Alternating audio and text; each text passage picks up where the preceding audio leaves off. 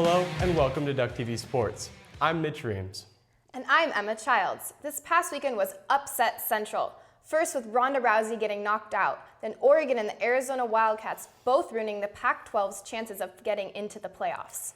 Yes, and the women's basketball team traveling to Chapel Hill, North Carolina and upsetting the Tar Heels. All that and more coming up right now. Let's start tonight's episode with Oregon football. It's becoming a trend for Oregon and Stanford to end each other's national championship hopes. This year, it was the Ducks spoiling the then number 7 Cardinal with a 38-36 nail-biter of a win in Palo Alto. The Ducks were led by Royce Freeman, who had over 100 yards for his 6th game in a row.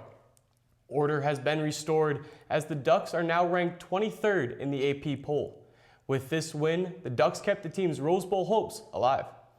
If Stanford loses to Cal and Oregon wins out, the Ducks will secure a spot in the Pac-12 championship game. To win out, the Ducks will have to take care of business against a good USC team next weekend.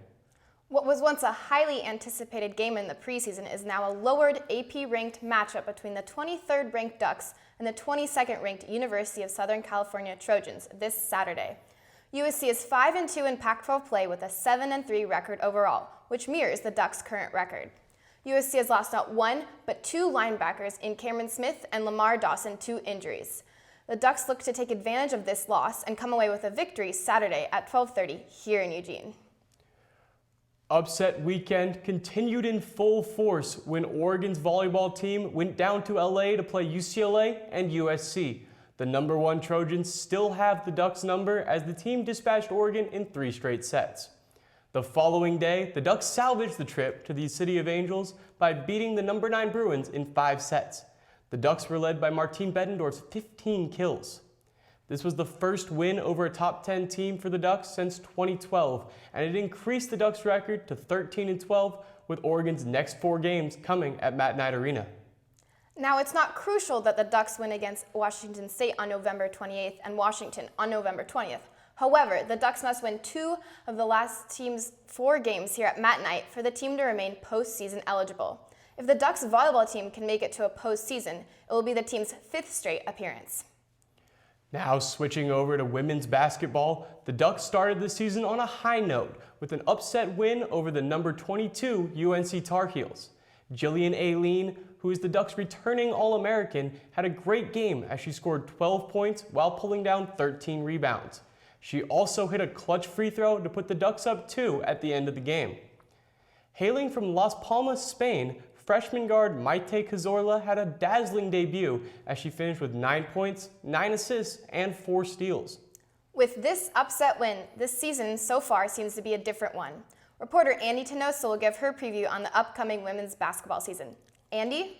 Thanks, guys. The Oregon women's basketball team looks optimistic in Coach Kelly Graves' 2nd year, with an exhibition win over Warner Pacific and an upset over number 22 ranked North Carolina Tar Heels. With strong 3-point shooters and key returners like Lexi Bandeau, Lexi Peterson, and Jillian Aileen, they look to be contenders in the Pac-12. On Thursday, they take on Hampton in their home opener here at Matthew Knight Arena. I'm Andy Tenoso. Back to you guys at the desk. Thanks, Andy. On the men's side of the hardwood, the Ducks took care of business against the Jackson State Tigers, beating the team 80-52. Tyler Dorsey has been an absolute phenom. The 5-star freshman point guard led the Ducks with 20 points on 5 for 6 shooting from the field. He also dished out 5 assists as the Ducks had no trouble with the Tigers. The Ducks' next game will be against the Savannah State Tigers this Friday. Tip-off will be at 8 p.m. at Matthew Knight Arena. After Savannah State, the Ducks will continue the team's 6-game homestand with Game 4 of 6 against the Valparaiso Crusaders.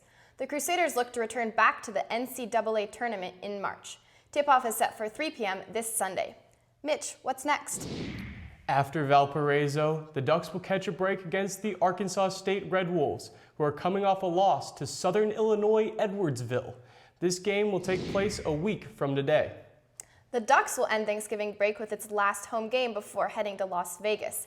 This game will be against the Fresno State Bulldogs, and tip-off will be Monday, November 30th at 4 p.m. MacArthur Court is a piece of history on Oregon's campus. The last game at the stadium was played in 2011, and most Oregon students never got to experience the stadium that literally rocked when the crowd went crazy.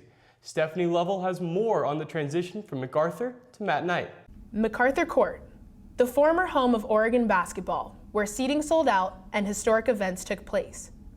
Built in 1927, MacArthur Court became a historic piece to the University of Oregon when the Tall Firs won the first ever NCAA basketball tournament in 1939, led by Oregon Hall of Famer John Dick.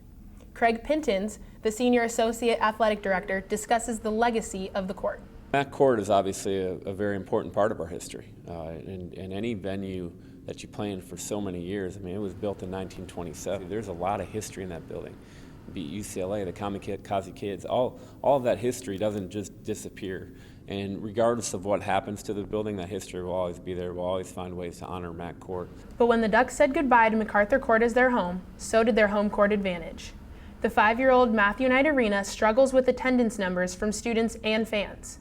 The athletic department looks for new ways to change the overall environment. College basketball, maybe more so than any other sport, provides that home court advantage, and the crowd can really create an advantage and give a lift to a team, and it's probably worth a few points. I think it really is the people that are in there. We need to get the pit crew back to what it was at Matt Court, and they need to do their part to make it the best environment in college basketball. The Oregon Athletic Department focuses to improve attendance numbers and the overall crowd atmosphere at Matthew Knight Arena this basketball season.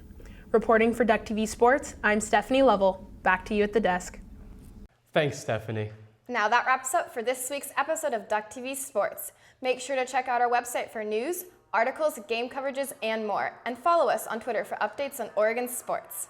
Since next week is Thanksgiving, our final show of the year will air in 2 weeks. Now have fun getting fat and watching football with your family.